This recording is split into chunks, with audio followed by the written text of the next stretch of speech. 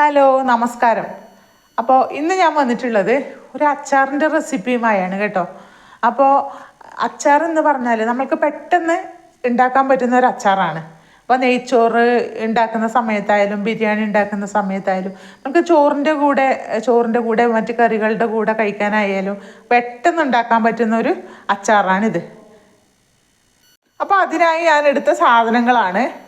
പിന്നെ 8 medium size ചുവന്നുള്ളി എടുത്തിട്ടുണ്ട്. ചുവന്നുള്ളി നന്നായി കഴുകി അതിൻ്റെ തോലൊക്കെ കളഞ്ഞ് ക്ലീനാക്കി എടുത്തിട്ടുണ്ട്. പിന്നെ അതുപോലെ തന്നെ ഒരു വലിയ കഷ്ണം ഇഞ്ചി, ഇപ്പോൾ ഒരു വലിയ കുടം വെളുത്തുള്ളി, വലിയ കുടം ഇതാ ഇത്രയുണ്ട്. പിന്നെ ചെറുതാണ് എടുക്കുന്നുണ്ടെങ്കിൽ 2 എണ്ണം എടുത്താൽ മതി, ഏറ്റവും വലുതാണെങ്കിൽ 1 മതി. അതുപോലെ തന്നെ 3 പച്ചമുളക്, അത് എരിവിനനുസരിച്ചിട്ട് നമുക്ക് ചേർക്കാൻ പറ്റുന്നതാണ്. അപ്പോൾ ഇനി നമ്മൾക്ക് അതിൻ്റെ മസാലപ്പൊടികൾ നോക്കാം.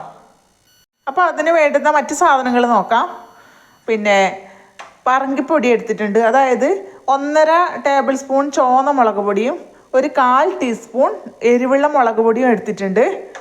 പിന്നെ എടുത്തത് 1/4 ടീസ്പൂൺ മഞ്ഞൾപ്പൊടി, പിന്നെ കായം വേണം, ഉപ്പ്, 1/4 ടീസ്പൂൺ ഉലുവ, അതുപോലെ തന്നെ 1/4 ടീസ്പൂൺ പിന്നെ കടുക്, പിന്നെ വേണ്ടുന്നത് വിനാഗിരി വേണം. അപ്പോൾ അടുത്തതായി നമുക്ക് ഈ ഉള്ളി വളരെ ചെറിയ കഷ്ണങ്ങളാക്കി നമുക്കൊന്ന് മുറിച്ചെടുക്കാം. അത് ഇഞ്ചിയും പച്ചമുളകും എല്ലാം ചെറുതായിട്ട് ഒന്ന് മുറിച്ചെടുത്തിട്ട് വരാം. അപ്പോൾ ഉള്ളിയെല്ലാം ഞാൻ ഈ ഒരു സൈസിലാണ് മുറിച്ചെടുത്തിട്ടുള്ളത്, കണ്ടില്ലേ? ഇത്രയും മതി. ഇതിലും പിന്നെ ചെറുതായി അരിയേണ്ട ആവശ്യമില്ല, ഈ ഒരു സൈസിൽ അരിഞ്ഞെടുത്താൽ മതി. അപ്പോൾ അതുപോലെ തന്നെ ഇഞ്ചി നീളത്തിൽ അരിഞ്ഞെടുത്തിട്ടുണ്ട്, വെളുത്തുള്ളിയും നീളത്തിൽ എല്ലാം നന്നായി പീസ് ആക്കി എടുത്തിട്ടുണ്ട്. അതുപോലെ തന്നെ പച്ചമുളകും എല്ലാം അതിൻ്റെ അരി കളഞ്ഞിട്ടാണ് എടുത്തത്, നല്ല എരിവുണ്ട്, അതുകൊണ്ട് അരി കളഞ്ഞിട്ട് എടുത്തു. അപ്പോൾ ഏറ്റവും ആദ്യം നമുക്ക് ഈ ഉള്ളിയെല്ലാം ഈ ഒരു പാത്രത്തിലേക്ക് ഇട്ട് കൊടുക്കാം. അപ്പോൾ പാത്രത്തിലേക്ക് മാറ്റി, ഇനി അതിന് ശേഷം 1 ടീസ്പൂൺ മഞ്ഞൾ പൊടിയും കൂടെ ഇട്ട് കൊടുത്തു. എന്നിട്ട് നമുക്ക് ഇതിനാവശ്യമായുള്ള ഉപ്പ് കൂടി ചേർത്ത് കൊടുക്കാം.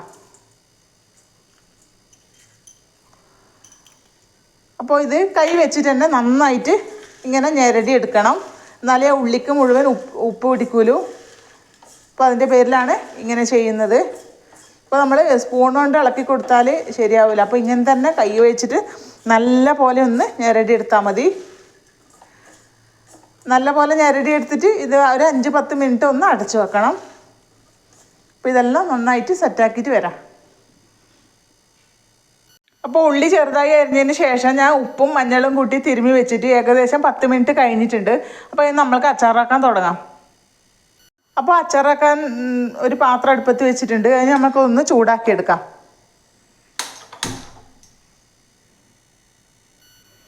അപ്പോൾ ചൂടായ പാത്രത്തിലേക്ക് ഞാൻ വെളിച്ചെണ്ണയിലാണ് കേട്ടോ ഇത് ഉണ്ടാക്കുന്നത്. അപ്പോൾ പിന്നെ എള്ളെണ്ണയിലും ഉണ്ടാക്കാം. അപ്പോൾ 1 ടേബിൾ സ്പൂൺ വെളിച്ചെണ്ണ ഒഴിച്ചു കൊടുത്തിട്ടുണ്ട്. അപ്പോൾ ചൂടായ വെളിച്ചെണ്ണയിലേക്ക് 1/4 ടീസ്പൂൺ ഉലുവ ഇട്ട് കൊടുത്തു. അപ്പോൾ ഉലുവ ഒന്ന് പൊട്ടി വരുന്ന സമയത്ത് നമുക്ക് കടുക് കൂടി അതിൻ്റെ കൂടെ ചേർത്ത് കൊടുക്കാം. 1/4 ടീസ്പൂൺ കടുക് ഇട്ട് കൊടുത്തു.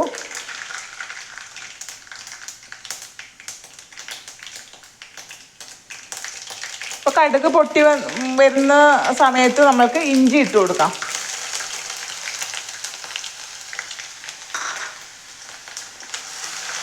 ജസ്റ്റ് ഒന്ന് ഇളക്കി കൊടുത്തതിന് ശേഷം അതിൻ്റെ കൂടെ തന്നെ വെളുത്തുള്ളി അല്ലി, വലിയ കുടം വെളുത്തുള്ളി അല്ലി ചെറുതായി അരിഞ്ഞെടുത്തിട്ടുണ്ട്, അതുകൂടി നമ്മൾക്ക് ഇതിലേക്ക് ഇട്ട് കൊടുക്കാം.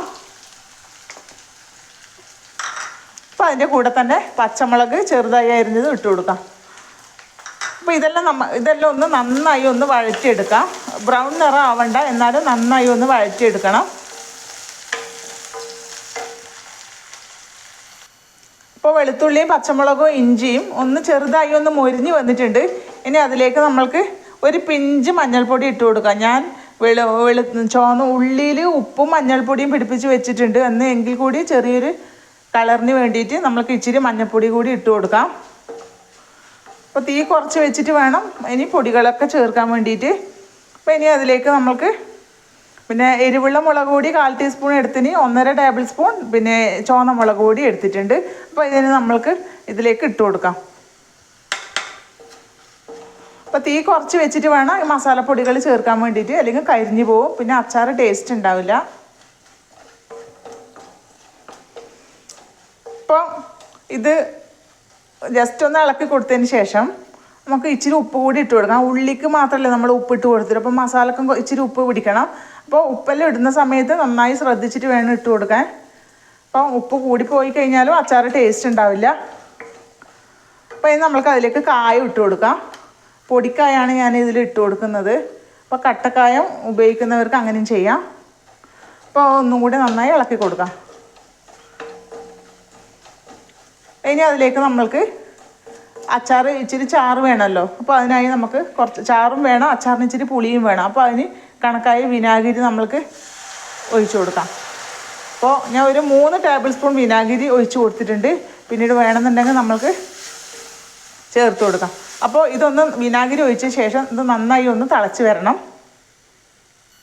അപ്പോൾ വിനാഗിരി ചേർത്ത് കൊടുത്തതിന് ശേഷം നന്നായി തിളച്ച് വന്നിട്ടുണ്ട്. ഞാൻ ഇതിലേക്ക് 1 ടേബിൾ സ്പൂൺ വിനാഗിരി കൂടി ചേർത്ത് കൊടുത്തിട്ടുണ്ട്. ഇപ്പം അച്ചാറിന് നന്നായി ചാറ് വേണമെന്നുള്ളവർക്ക് ഇച്ചിരി തിളപ്പിച്ച് തണുത്ത വെള്ളം ഒഴിച്ചു കൊടുക്കാം, പച്ചവെള്ളം ഒഴിച്ചു കൊടുക്കരുത്. അപ്പോൾ നമ്മൾ ഈ തിളച്ച കൂട്ടിലേക്ക് നമ്മൾക്ക് ഈ ഉള്ളി, ഉപ്പും പിന്നെ മഞ്ഞൾപ്പൊടിയും പിടിപ്പിച്ച് വെച്ച ഉള്ളി ഇട്ട് കൊടുക്കാം.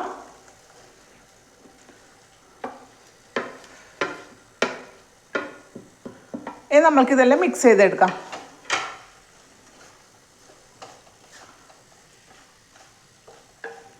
അപ്പോൾ ഉള്ളി ഇട്ട് കൊടുത്തതിന് ശേഷം നമുക്കൊന്ന് സ്റ്റൗ ഓഫാക്കാം. പിന്നീട് നമുക്ക് ഫ്ലെയിം ഓൺ ആക്കേണ്ടതില്ല.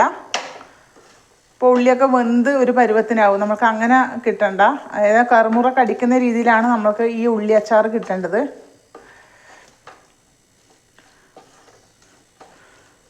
അപ്പോൾ ഇതെല്ലാം ഒന്ന് മിക്സ് ചെയ്തെടുക്കാം. അപ്പോൾ ഉള്ളിയെല്ലാം നന്നായി മിക്സ് ചെയ്തെടുത്തിട്ടുണ്ട്. അപ്പോൾ പാകത്തിന് ഉപ്പും പുളിയൊക്കെ ഉണ്ട്. അപ്പോൾ ഇത് വളരെ പെട്ടെന്ന് തയ്യാറാക്കാൻ പറ്റുന്ന ഒരു പിക്കിളാണ് കേട്ടോ. നല്ലൊരു രുചിയുള്ള അച്ചാറാണ്.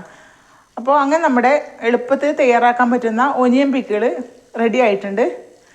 അപ്പോൾ ഇതിൽ ചൂടാറിയതിന് ശേഷം നിങ്ങളൊരു ചില്ല് ഭരണിയിൽ ഇട്ട് വെക്കണം. പ്ലാസ്റ്റിക്കിൻ്റെ ഭരണിയിൽ ഇട്ട് വെക്കാൻ പാടില്ല. അപ്പോൾ അതിന് ശേഷം നമുക്കിത് 1 ദിവസം കഴിഞ്ഞിട്ട് എടുത്താൽ മതി കേട്ടോ. അപ്പോൾ ഇതൊന്ന് സെറ്റായി വരുമല്ലോ. അപ്പോൾ അതിന് ശേഷം നമുക്കിത് ഫ്രിഡ്ജിൽ വെച്ചിട്ട് ഉപയോഗിക്കാൻ പറ്റുന്നതാണ്. അപ്പോൾ എല്ലാവരും ഇതുപോലെ ഒന്ന് ട്രൈ ചെയ്ത് നോക്കിയിട്ട് നിങ്ങളുടെ ഫീഡ്ബാക്ക് അറിയിക്കാൻ മറക്കരുത്. അപ്പോൾ അടുത്ത വീഡിയോയുമായി വരുന്നത് വരെ എല്ലാവർക്കും ബൈ.